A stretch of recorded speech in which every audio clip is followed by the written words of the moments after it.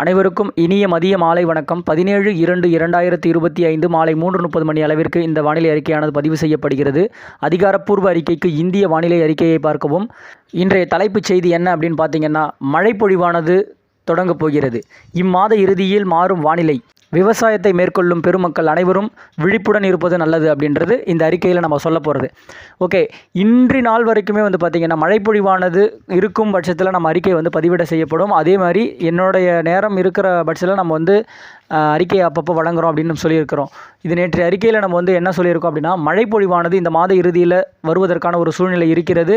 தற்பொழுது அந்த வானிலை அமைப்பு எப்படி அப்படின்றத நம்ம ஏற்கனவே நேற்றைக்கு அறிவித்திருக்கோம். பார்த்தீங்களா, அதே அமைப்பு தான் தற்பொழுது வரைக்கும் நிலவி வருகிறது. அதாவது நிலநடுக்கோட்டு பகுதியை ஒட்டிய சுமத்ரா தீவு அருகே ஒரு காற்று சுழற்சி, அதாவது வளிமண்டல சுழற்சியும் உயரழுத்தங்கள் என்பது பார்த்திங்கன்னா ஓமன் வளைகுடா பகுதிகள் மற்றும் மத்திய வங்கக்கடல் பகுதிகளில் நிலவுவதால் இந்த காற்றின் அமைப்பு அப்படின்னு பார்த்திங்கன்னா வட இந்திய குளிர் தரை வழியாகவும் கடல் வழியாகவும் அவ்வப்போது ஏறும் பட்சத்தில் குளிர் மட்டுமே நமக்கு தற்பொழுது வந்து கொண்டிருக்கிறது. இதன் காற்று தெற்கு அரைக்கோளத்தில் உள்ள ஒரு தீவிர நிகழ்விற்கு செல்கிறது அப்படின்ட்டு நம்ம ஏற்கனவே சொல்லிடுச்சு. அப்போது காற்று அங்கே பயணிக்கக்கூடிய ஒரு சூழ்நிலையும், தாய்லாந்து வளைகுடா பகுதிகளில் ஒரு காற்று சுழற்சி இருந்து கிழக்கு காற்றை கட்டுப்படுத்தி வைத்திருக்கும் அந்த சூழ்நிலை இன்னி வரும் நாட்களில் மெல்ல மெல்ல அது மாறும் என்று நம்ம அறிவிக்கிறோம். அதாவது இன்றைக்கே அந்த சூழ்நிலைன்றது அந்த தீவிர நிகழ்விற்கு செல்லக்கூடிய அந்த காற்று, அந்த தீவிர வடக்கிலிருந்து வரக்கூடிய தீவிர குளிர் காற்றானது மெல்ல மெல்ல விலகக்கூடும்.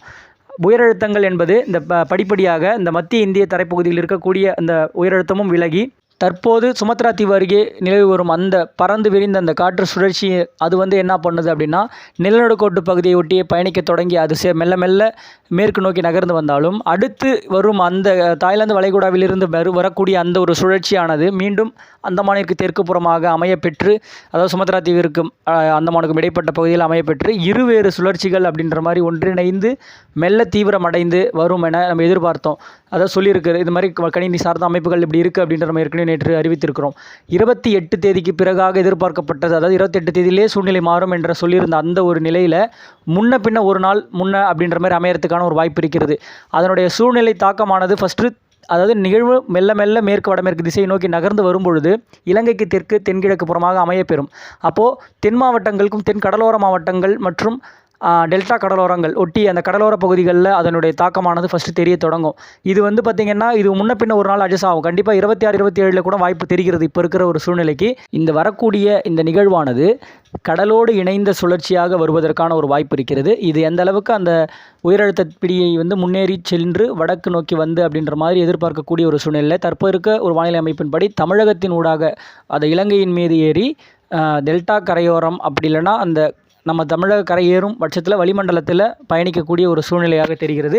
இது அப்படி வரும் பட்சத்தில் மழைப்பொழிவானது ஒட்டுமொத்த தமிழகத்திற்கும் 28 தேதிக்கு பிறகு, அதாவது 27, 28 மழைப்பொழிவு ஆங்காங்கே அப்படின்ற மாதிரி கடலோர மாவட்டங்களில் அதோட தாக்கம் காணப்பட்டாலும் உள் மாவட்டங்கள் அவ்வப்போது எட்டி பிடித்து கொடுக்கும் வகையில் இருந்தாலும் 1, 2 அந்த ஆகிய தேதிகளில் 3ஆம் தேதி கூட பார்த்திங்கன்னா வட மாவட்டங்கள், வட உள் மாவட்டங்கள், தெற்கு ஆந்திர பகுதிகள் அப்படின்ற மாதிரி மழைப்பொழிவானது ஆங்காங்கே கனமழை, அதாவது இது மிதமானது முதல் கனமழை ஆங்காங்கே ஒரு இடத்துல மிக கனமழைக்கும் ஒரு வாய்ப்பு இருக்கிற ஒரு சூழ்நிலையாக காட்டுகிறது.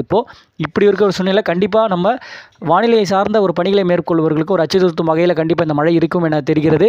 கடலோடு இணைந்த சுழற்சி என்பதால் பார்த்திங்கன்னா மேகமூட்டம் சூழ்ந்து ஒரு தூறல் துளியும் அவ்வப்போது, அதாவது வெறும் வெயிலே இல்லாத ஒரு மந்த ஒரு வானிலைன்னு சொல்லுவோம் பார்த்திங்களா, அந்த மாதிரி ஒரு சூழ்நிலை.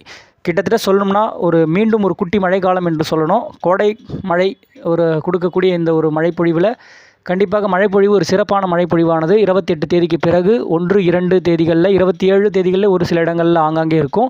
28 தேதிகள் பிறகு 1, 2 ஆகிய தேதிகளில் பரவலாக தமிழகம் மற்றும் புதுவையில் தெற்கு ஆந்திரா மற்றும் கர்நாடக பகுதி வரைக்குமே அவ்வப்போது முன்னேறி கொடுக்கும் வகையில் மழைப்பொழிவானது அமையப் போகிறது. குறிப்பாக கடலோர மாவட்டங்கள்னு எடுத்துக்கிட்டோம்னா வட கடலோரங்கள், வட உள் மாவட்டங்களுக்கும் நல்ல ஒரு மழைப்பொழிவு. சென்னை, காஞ்சிபுரம், திருவள்ளூர், செங்கல்பட்டு அப்படியே தெற்கு நோக்கி வரும்பொழுது பாண்டிச்சேரி, விழுப்புரம், கடலூர், கள்ளக்குறிச்சி, அப்படியே அரியலூர், பெரம்பலூர், டெல்டா மாவட்டங்கள், நாகை மாவட்டம், திருச்சி, தஞ்சை, திருவாரூர் போன்ற மாவட்டங்கள் முதல் மழையானது 27, 26 தேதிகள் எதிர்பார்க்கக்கூடிய ஒரு தென் மாவட்டங்கள், தென் கடலோரங்கள்லையும் பார்த்திங்கன்னா புதுக்கோட்டை, ராமநாதபுரம் பகுதிகளிலையும் மழைப்பொழிவானது ஆங்காங்கே பதிவாவதற்கான ஒரு வாய்ப்பும் இருக்கிறது. அதனை ஒட்டியுள்ள உள் மாவட்டங்களுக்கு அடுத்தடுத்த மணி நேரங்கள், அடுத்தடுத்த நாட்களில் இந்த நிகழ்வு எந்த அளவுக்கு முன்னேறி வருமோ கண்டிப்பாக அந்த அளவுக்கு மழைப்பொழிவை கொடுக்கும் என எதிர்பார்க்கப்படுகிறது. இதற்கு கடல் சார்ந்த நீரோட்டங்கள் அமைப்புகள் மற்றும் கடல் சார்ந்த வெப்பநிலைகளும் 28, 29 டிகிரி செல்சியஸ் அளவிற்கே உயர்ந்திருக்கிறது. உயரழுத்தம் விலகக்கூடிய ஒரு சூழ்நிலையால் நிகழ்வு முன்னேறி வரப்போகிறது. இது பார்த்தீங்கன்னா தற்போது இருக்கிற அந்த கணினி சார்ந்த தரவுகளை வைத்து நம்ம வந்து சொல்லக்கூடிய ஒரு கருத்து. இந்த கருத்து யார் மனதையும் புண்படுத்தக்கூடிய ஒரு கருத்து அல்ல. கண்டிப்பாக மழை பொழிவதற்கான ஒரு வாய்ப்பு இருக்கிறது. அது வந்து நம்ம முன்னெச்சரிக்கையாக சொல்கிறோம். கிட்டத்தட்ட இன்னும் நமக்கு வந்து ஒரு 10 நாட்கள் இடைவெளி இருக்குது. இதில் எந்த மாற்றம் கூட ஏற்படலாம். அதாவது வானிலை சார்ந்த அமைப்புகள் மாற்றம் என்பது ஒரு நிலையான ஒரு அமைப்பு இல்லை அப்படின்றது நமக்கு ஏற்கனவே தெரிஞ்ச ஒன்று தான். கண்டிப்பாக வானிலையோடு இணைந்து இருக்கணும். நம்ம வந்து இப்போ கொஞ்ச நாள் வந்து இடைவெளி விட்டு நம்ம கொடுத்துட்ருக்க அந்த அறிக்கையானது இனி வரும் நாட்களில் டெய்லி அப்டேட்ஸ் கண்டிப்பாக கொடுப்போம். ஏன்னா இந்த நிகழ்வுன்றது நம்ம வரும்பொழுது நம்மளுடைய அறிக்கை வந்து நம்ம வந்து சமர்ப்பிப்போம் என்று ஏற்கனவே சொல்லியிருக்கிறேன். கண்டிப்பாக மழை பொழிவானது இருக்கிறது. மிக கனமழை வரைக்கும் வாய்ப்பு இருக்கிறது. அது வந்து இணைந்திருந்து திட்டமிட்ட பணிகளை மேற்கொள்ள அன்போடு கேட்டுக்கொள்கிறேன். கண்டிப்பாக மழை பொழிவானது இருக்கிறது என்று நம்ம சொல்லி இந்த வானிலை அறிக்கையை நான் வந்து முடித்துக்கொள்கிறேன். வானிலையோடு இணைந்திருங்கள். நன்றி, வணக்கம்.